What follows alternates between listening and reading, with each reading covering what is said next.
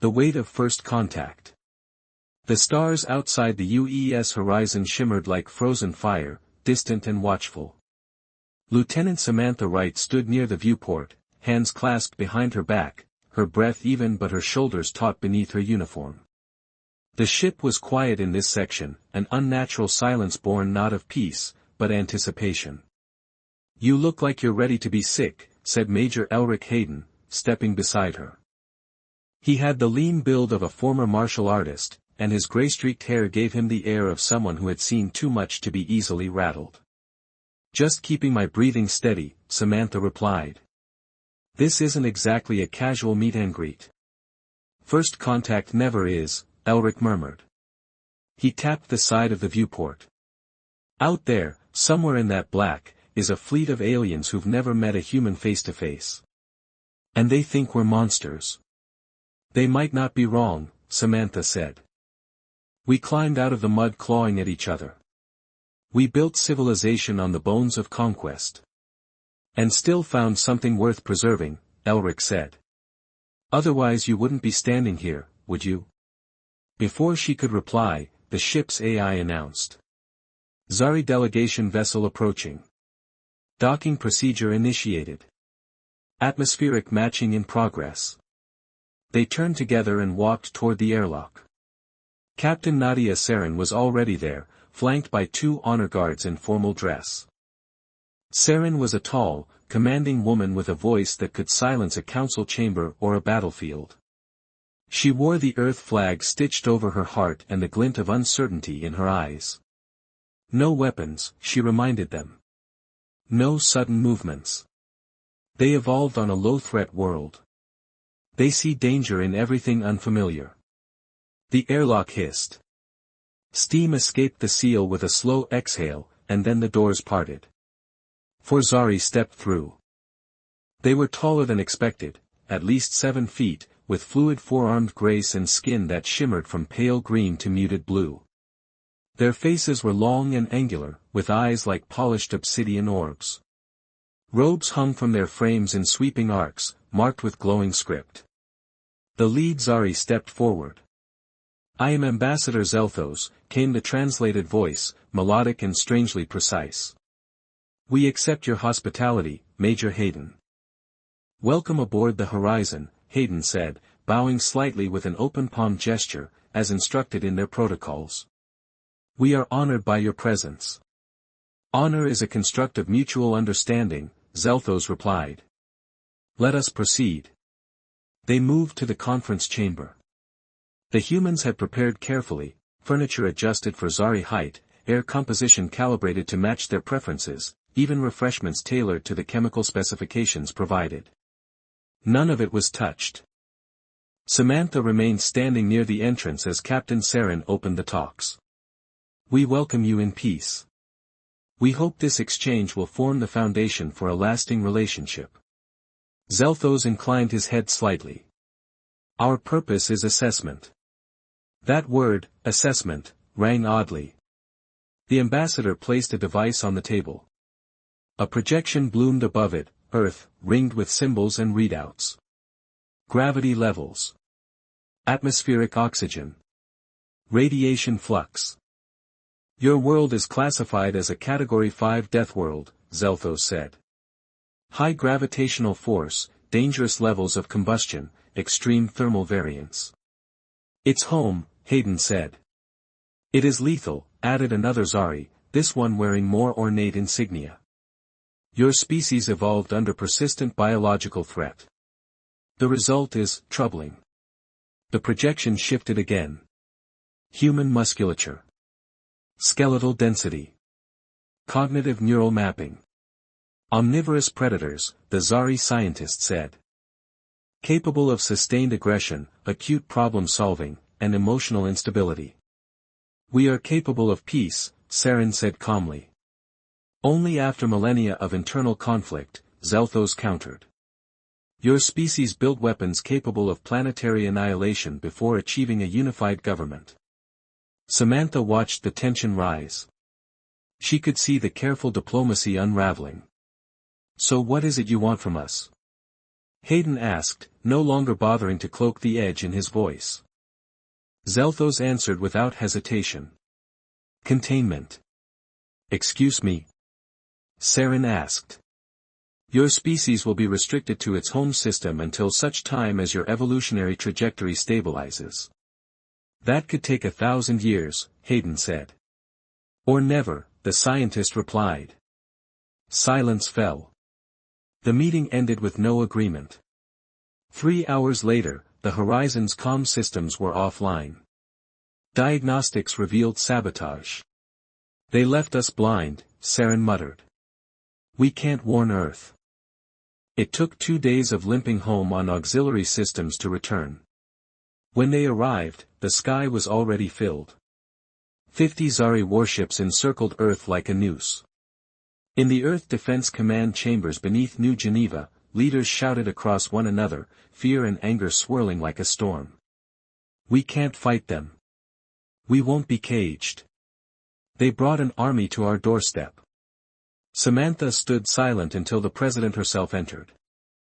Alaya Nasser was a composed woman in her early 50s, with steel in her spine and sharpness in her gaze. Status? We're surrounded, Hayden said. The holoscreen flickered. Ambassador Zelthos appeared, flanked by an armored Zari unlike any they'd seen. Its plates were inscribed with light, glowing faintly. This is High Commander Verthal, Zelthos announced. He oversees your containment. Verthal stepped forward.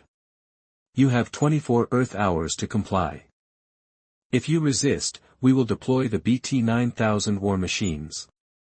A video played, towering constructs of alloy and energy, moving with terrifying precision. Humanoid in form but far beyond human in power. Each unit is capable of eliminating 500 human combatants, Verthal said. Samantha inhaled. Then give us a choice, she said aloud. Heads turned. She stepped forward. Challenge us. Not as predators. As people. One of your war machines against one of us. Champion combat. Murmurs broke through the room. Zelthos tilted his head. You wish to delay your inevitable defeat through ritualized violence. No, Samantha said. We want to show you what humanity truly is. The trial of steel and flesh. Lieutenant Samantha Wright stood beneath the glow of training lamps in the subterranean complex of United Earth Defense Command. Her knuckles were wrapped in nanoweave tape, bare feet planted on reinforced polymer floor tiles. Around her, the simulation projectors spun into motion. The BT-9000 war machine emerged in hard light, 12 feet tall, humanoid only in silhouette. Its plating was thick, designed not just for endurance but to intimidate. The simulation was dialed to 75% speed, and even then, its movements blurred. She launched into motion. Elbows, knees, rotations, each movement practiced and calculated. Samantha wasn't just fighting a machine. She was training her body to defy physics. The only way to survive was to become faster than fear. Again, she said. Dr. Eric Marshall adjusted the scenario settings and reran the loop. He stood behind a portable console, analyzing performance metrics. You're improving, he said. Your lateral response time is down by 12%. But that strike velocity, it's still going to be the main issue. I know, she replied between breaths. That cooling vent you scanned, it only opens for a second after it performs a full rotation. Roughly 1 seconds, Marshall confirmed. But hitting it will require absolute timing and positioning. You'll need to bait it into exerting itself. Force it to turn. Samantha nodded, her jaw clenched. Then I'll make it dance. Major Hayden entered the room holding a tablet. He waved it. We've got scans from stealth satellites, courtesy of a few very brave tech crews. Internal layout of the BT-9000 confirms a secondary coolant system under its backplate. That heat vent. It leads directly to its processing core. Samantha stepped over to look. So if I hit that, it doesn't just overheat. I shut it down. Temporarily, Marshall cautioned. But long enough to win. Hayden looked grim. Assuming you survive long enough to reach it. Samantha only nodded. There was no room for hesitation. The next morning, the communications alert buzzed. The Zari fleet was transmitting again. The holoscreen flared to life in the command chamber. Ambassador Zelthos and High Commander Verthal stared down with their unreadable alien eyes. We have reviewed your champion proposal, Zelthos said. You intend to send an unaugmented biological? Correct, President Alaya Nasser replied. Lieutenant Samantha Wright. No weapons. No cybernetic enhancement. The Zari looked to each other, then back to the feed. We will scan your champion prior to engagement. Any deception will nullify the agreement. We agree, the President said. Then the battle will occur in 72 Earth hours, Verthal concluded. Location data will be transmitted. The screen went black. Later that day, while Samantha trained alone, a junior officer burst into the room, breathless. Encrypted message. Not from Earth. From inside the Zari fleet. Samantha and Hayden exchanged a glance. Put it through, Hayden ordered. The screen shimmered. A Zari female appeared, slightly shorter than others they had seen, with more intricate markings across her forehead and upper arms. Her posture was tense. I am Kalara, she said. Xenobiologist aboard the Zari vessel Harmony. I risk much in contacting you. Why risk it? Samantha asked. Kalara's voice was soft. Because I have studied your kind. And I believe my people are wrong. A silence fell. They see your violence. They do not understand your restraint, your reason. We have never known predators who chose peace. But I see something different. You adapt. You learn. You know the BT-9000, Samantha said. Do you know how to stop it? Kalara nodded. You have likely identified the rear cooling vent. But there is more. The machine's core, its decision matrix, becomes exposed during thermal venting. If struck at that moment, it will trigger an internal failsafe. The unit will shut down. Marshall looked stunned. That's not in any of the specs. It is classified, Kalara said. The failsafe was added to prevent rogue AI behavior. Then that's the window, Samantha said. Kalara looked directly into the screen. You will have one chance. The screen cut out. Samantha turned to Hayden. Then I better make it count. The arena beyond Earth. A ring of mountains glowed beneath the twin moons of the neutral planet designated 412 Kappa. The Zari had chosen it for the duel, a world without native sentience, devoid of atmosphere, and rich in raw minerals. Its surface was gray stone and volcanic glass, with a low gravity that made every movement feel surreal. From orbit, the Zari had constructed a battle dome. 100 meters wide, reinforced with force fields and observation platforms, it stood like a temple of war. Samantha stood alone on the landing platform as her dropship disengaged.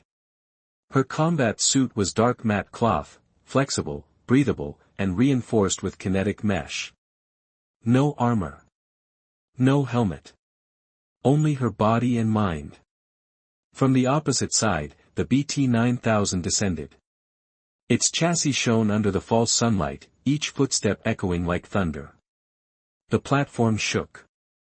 The war machine was a sculpted nightmare, fused alloys, reinforced limbs, adaptive servos, and a glowing blue slit of light where its eyes would be. Telemetry link active, Dr. Marshall's voice said in her earpiece. We're receiving vitals. Stay calm. Calm went out the window when it hit the ground like a meteor, Samantha muttered. High above, the Zari Council watched from their vessel. Ambassador Zelthos stood beside High Commander Verthal, who observed through a curved visor. Begin scan, a Zari technician announced. Energy beams swept over Samantha, verifying her lack of enhancement. Scan complete. No augmentation detected. The human enters battle with only flesh, Verthal said. Zelthos didn't reply. He was watching. Back on the ground, a low tone resonated through the arena. Combat begins in 30 seconds, the AI announced. Samantha rolled her neck. Her heart pounded, but her limbs were fluid. Every nerve remembered the simulations. Every instinct remembered Earth. The BT-9000 raised its arms and took a step forward. 10 seconds. Breathe in. 5. Breathe out. A deafening gong shattered the silence. The war machine lunged. Samantha dodged left, ducking under a sweeping arm that could have pulped concrete.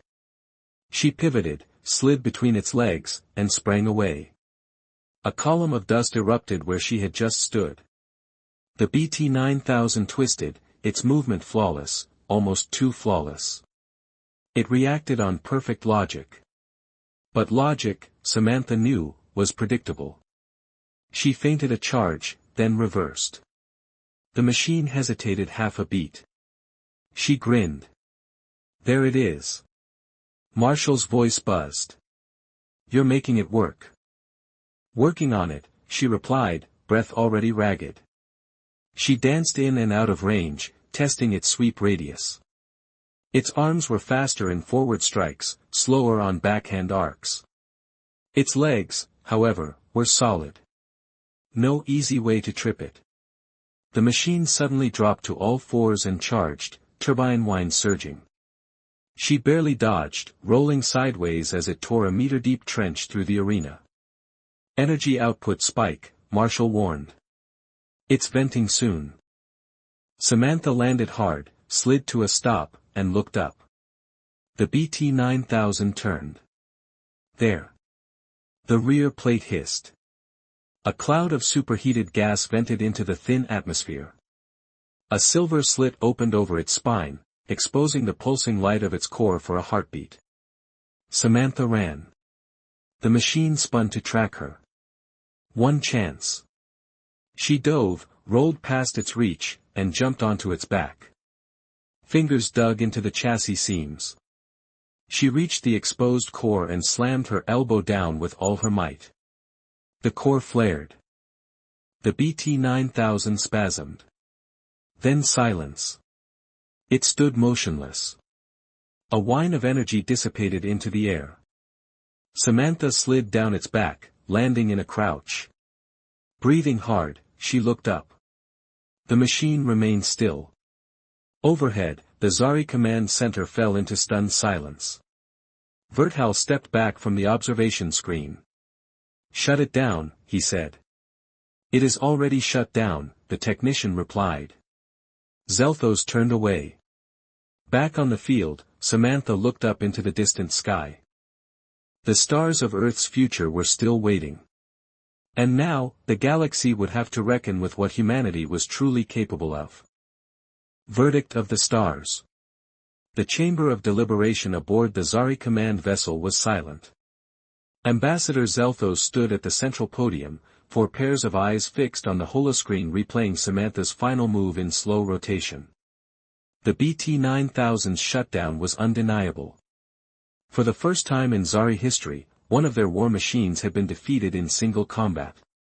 High Commander Verthal stood rigid at the edge of the circular table. We underestimated them, he said. We misunderstood them, added a voice from the shadows. It was Kalara. Her presence, though unauthorized, had been allowed due to overwhelming public interest. She represented a growing minority among Zari intellectuals who now questioned the collective stance on humanity. We have relied too long on predictive models derived from herbivore behavioral templates, she continued. Humanity evolved differently, yes. But evolution is not destiny. They still carry the seed of destruction, Verthal replied. This victory proves their danger, not their worth. Zelthos turned. Or it proves they can choose another path despite their past. That is the core of civilization, is it not? A hush fell. On Earth, celebration had erupted across cities. The footage of Samantha Wright's victory had already been broadcast, first leaked by unknown channels, then confirmed by Earth Command. But Samantha was not celebrating.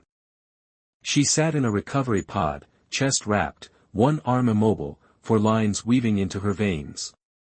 Her eyes, though, were clear. "Status?" she asked hoarsely. Major Hayden stood at her side. "Zari Command is still deliberating. Their scientists are demanding reassessment of humanity's profile." "And Verthal?" "Angry," Hayden replied with a wry smile. "But outvoted for now." Dr. Marshall entered next, carrying a datapad. Preliminary scans show no lingering damage beyond bruised ribs and a dislocated shoulder. "You'll live." Samantha exhaled deeply. "Good. Because I'm not done." "What do you mean?" "We just won a battle," she said. "But we haven't won respect." The Zari Council gathered for a rare public address, their chamber broadcast across hundreds of systems. Civilizations who had only heard of humans in whispers now watched with curiosity, and in some cases, apprehension. Zelthos stepped forward. "To the peoples of the collective," he began, "and to the emerging species of soul, humanity." A pause. "We have witnessed an event not predicted by our models. A Deathworld species, through singular combat, has demonstrated restraint, ingenuity, and cooperation." He turned slightly toward the screen, where Samantha's image was frozen mid-strike. "Humanity is not what we assumed.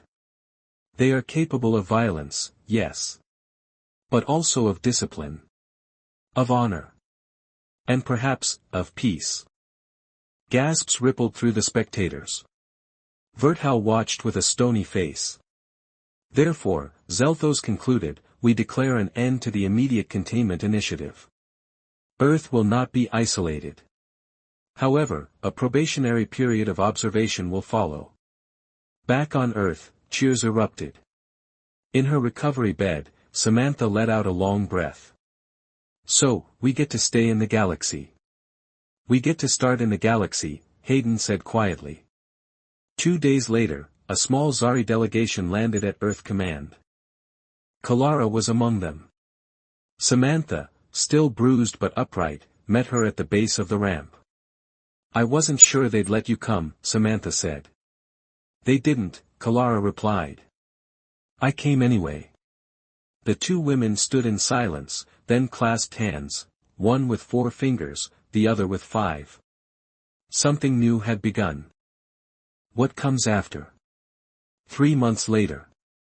The stars above Mars Station 6 glimmered through the transparent dome, their cold light cascading over the now bustling trade post. Alien ships shared docking ports with human-built cruisers, and for the first time in Earth's history, interstellar commerce had begun in earnest. Samantha Wright walked slowly through the upper promenade. Her limp was subtle, a consequence of nerve damage that still lingered from the fight. But her posture was strong, her uniform crisp, and her presence unmistakable. She was no longer just a lieutenant. "Ambassador Wright," a technician said, nodding as she passed. She offered a small smile. The title still felt strange. As part of Earth's agreement with the Zari Collective, Samantha had been named humanity's first planetary representative, not a diplomat by training, but by demonstration. Her battle with the BT-9000 had made her the symbol of Earth's resolve. Now she lived the consequences of peace. She stepped into a quiet observatory chamber where Kalara stood looking out across the stars. "You missed the council session," Kalara said without turning. "They'll live without me for an hour." Kalara glanced back. "You hate politics." "No," Samantha said, walking closer. "I hate lies. Politics just happens to be full of them." Kalara nodded slowly. "But some truths are worth fighting for." Samantha stood beside her, looking out. The moons of Mars hung just beyond the station's curvature. "You were the first Zari to see us as more than threat," she said. "Why?" "Because," Kalara said softly, "I saw you fight not to kill, but to prove you could do otherwise. That choice is rare. Even among the so-called civilized.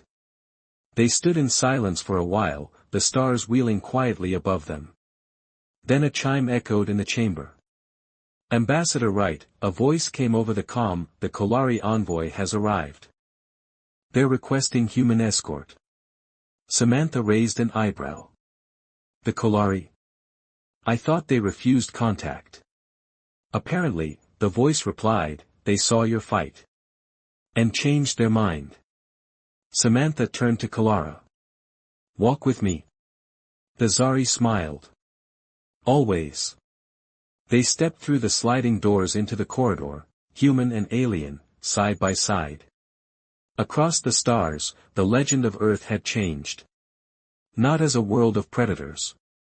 But as a people who, in the face of overwhelming power, chose to endure.